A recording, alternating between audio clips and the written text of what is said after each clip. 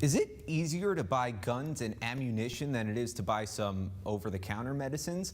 Ariane Till and our National Verified team looked into that viral claim.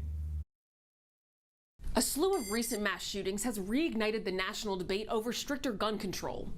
And that fueled many posts on social media that compared the hurdles to buying guns and ammo to buying medicine like Sudafed. So let's verify.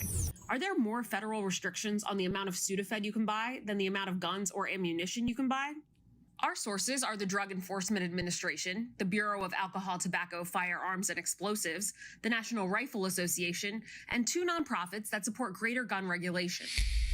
We've all been there. You stop by a pharmacy to pick up cold meds, but in order to access them, you have to go to the pharmacist and request them. You hand over your photo ID, and then you have that purchase registered. That happens because some decongestants, like Sudafed, contain pseudoephedrine, which can be used to illegally produce methamphetamine. In 2006, the Drug Enforcement Administration started enforcing the Combat Methamphetamine Epidemic Act of 2005, a federal law which places daily and monthly restrictions on purchases of pseudoephedrine. The daily purchasing limit is no more than 3.6 grams, which is equivalent to up to 3 boxes of medicine, depending on how it's packaged. And the monthly limit is set at no more than 9 grams. The law also requires pharmacists to record those purchases in a logbook.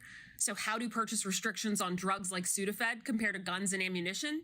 There are no federal laws that limit the number of firearms or ammo that someone can buy.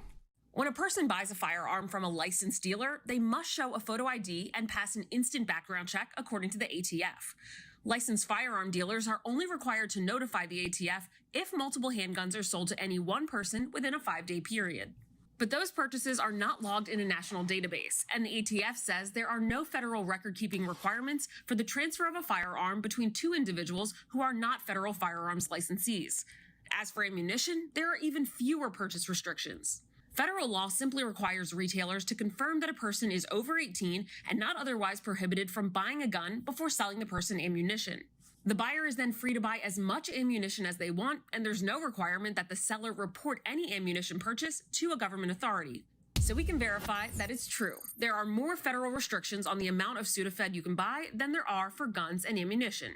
Several states have their own laws limiting firearm purchases, and some states also track ammunition sales.